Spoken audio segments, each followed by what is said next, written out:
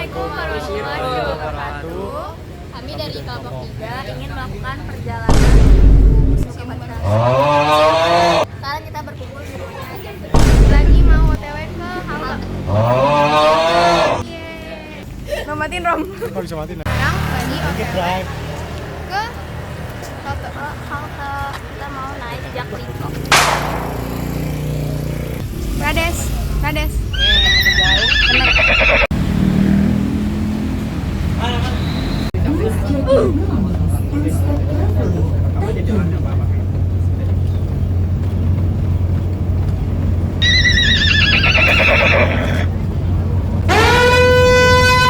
Much to do and lot to see, just for a minute.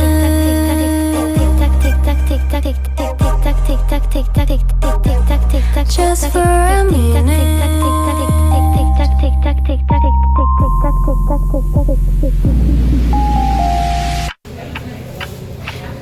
ASAP, baby. Hurry up.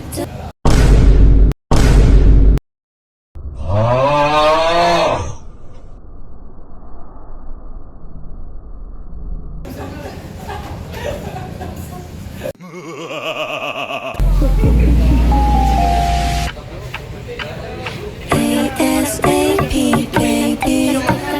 Hurry up. Halo guys, jadi kita udah sampai di Museum Kualitas Nasional. Sekarang kita mau keliling buat cari tahu nih ada apa aja sih di sini, sama sekalian nyari informasi yang stay tune. Just for a minute. Ada ruang Indonesia Karya. Ini dijelasin tentang geologis Indonesia. Terus apa aja sih yang ada di Indonesia? Kekayaan apa yang ada di Indonesia? Terus ini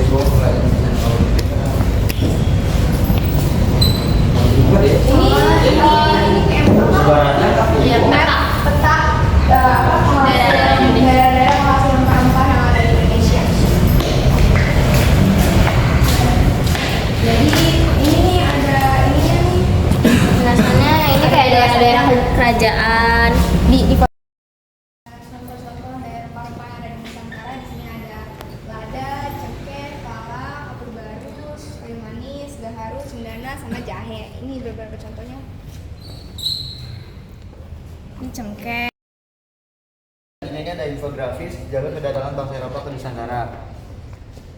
Jadi jalur ini jalur kedatangan bangsa Belanda ke wilayah Nusantara, sedangkan ini jalur kedatangan bangsa Portugis ke wilayah Nusantara, jalur yang ini jalur kedatangan bangsa Belanda ke Nusantara. Ya, di sini ada dijelaskan bagaimana sejarah penjelajahan samudra mencari rempah-rempah dari Wilhelm Herman Daenders, dan bagaimana sih gimana dia dapat itu rempah-rempah. Di sini digambarkan dari tahun 31 Januari 1399. Baca dan penyimpangan politik etis ini contohnya buku Max Havelaar, buku karya Edward de Dekker dikenal dengan nama Pena Multatian. Dan sebelah tadi disebutkan bahwa penyimpangan politik etis. Politik etis ini sama sih. Ya. Edward de Dekker yang memiliki buku Max Havelaar. Selanjutnya ada Meriam VOC.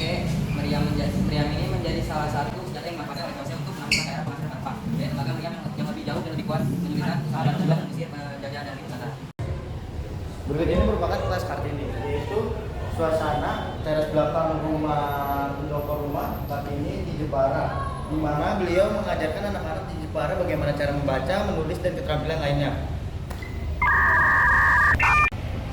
Oke, selanjutnya ini ada salah satu contoh lukisan dari ibu kita Kartini yang mempresentasikan cerita beliau saat diundang ke Istana Butenzorg di Bogor.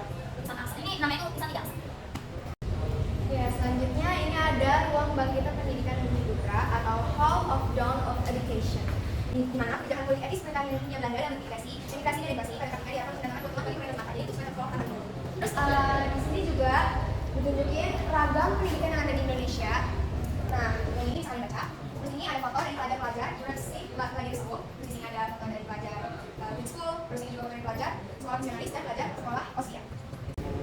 Selanjutnya ini ada tokoh-tokoh pendidikan dari bangsa Indonesia. Yang pertama ada yang sudah pasti kita tahu ada Ajeng Kartini, ada Ibu Dewi Sartika, dan yang terakhir ada Ki Hajar Dewantara. Ini contoh-contohnya ada penjelasannya. Jadi juga ada 8 yang gambarnya beliau, dan juga ada Ajeng Kartini dan Bapak Ki Hajar Dewantara.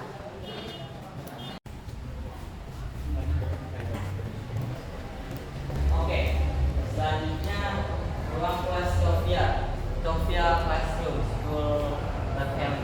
Pada 1 Maret 1900 oleh Dr. Jiwa diganti dari Sofia School Academic Station atau Sekolah Pendidikan Dr. Fidura.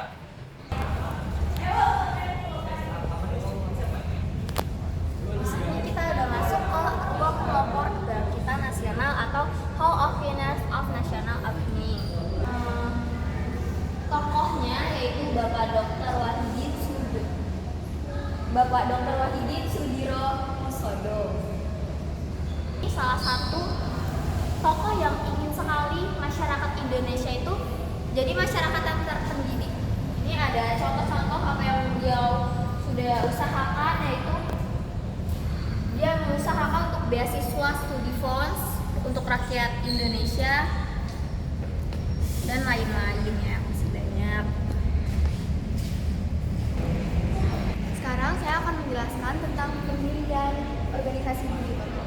Nah, untuk organisasi asosiasi atau yang jadi sekolah bukan dari 40 Indonesia. Nah, biasanya mereka itu bahas berbagai macam hal, tapi biasanya sih masuk dalam topik bahas mereka itu adalah gimana cara agar membebaskan masyarakat dari penjajahan. Nah, ini ada tokoh-tokoh pengurus dari Budi Utomo sendiri, di mana Sutomo merupakan ketua organisasinya.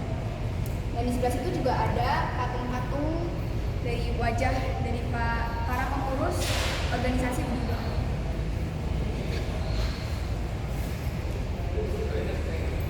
Ya, selanjutnya adalah lambang BO atau lambang Budi Utomo. Semboyan dan lambang Budi Utomo dirancang pada 1917. Semboyan Santoso Waspodo Mudjoy Utomo yang artinya dengan kekuatan mencapai Utomo. Syarikat Islam. Syarikat Islam pada awalnya bernama Syarikat Dagang Islam yang didirikan oleh Haji Samen Budi di Surakarta. Pada 1912, Haji Umar Said Doko mengubah nama Syarikat Dagang Islam menjadi Syarikat Islam atau SI.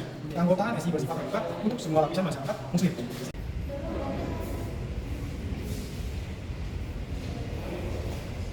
Selanjutnya ada Perhimpunan Muhammadiyah yang didirikan oleh Kiai Haji Ahmad Dahlan yang didirikan pada tanggal 18 November 1912.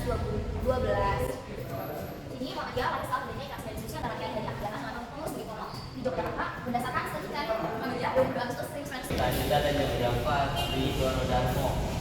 Jong Java merupakan perguruan kepemudaan yang didirikan oleh Sarman Bejo Sambodo di Gedung Sofia pada 5 Maret 1914 dengan nama awal di Dorodarmo yang berarti juga mulia. Perkumpulan pemuda ini didirikan karena banyak pemuda yang menganggap bahwa Budi Utomo yang sebagai perkumpulan elit pada saat dirilis keluar.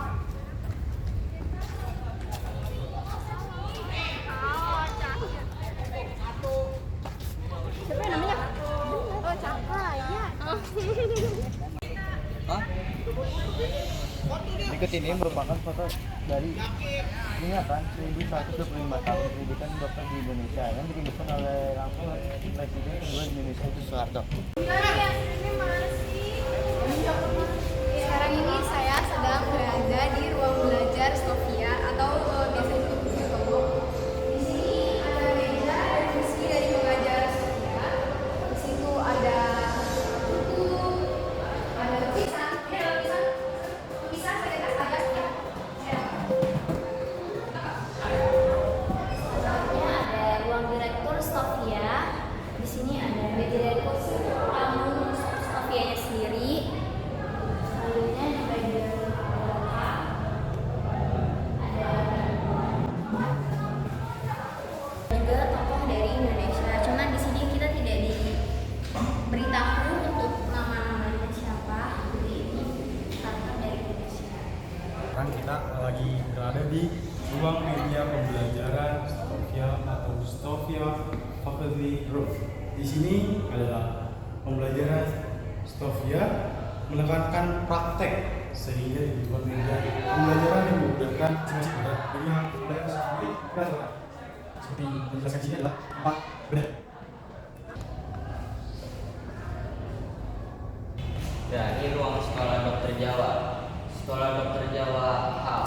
Pemerintah Hindia Belanda membuka Sekolah Dokter Jawa di Rumah Sakit Militer Waterfreden. Tujuan pendirian sekolah ini adalah untuk mendapatkan tenaga medis bumi putra guna mengatasi wabah penyakit di Pulau Jawa.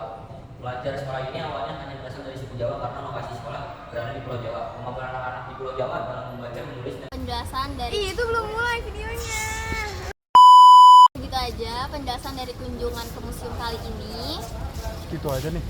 Iya nih, musim tutup. Dadah. Salam. Tutup.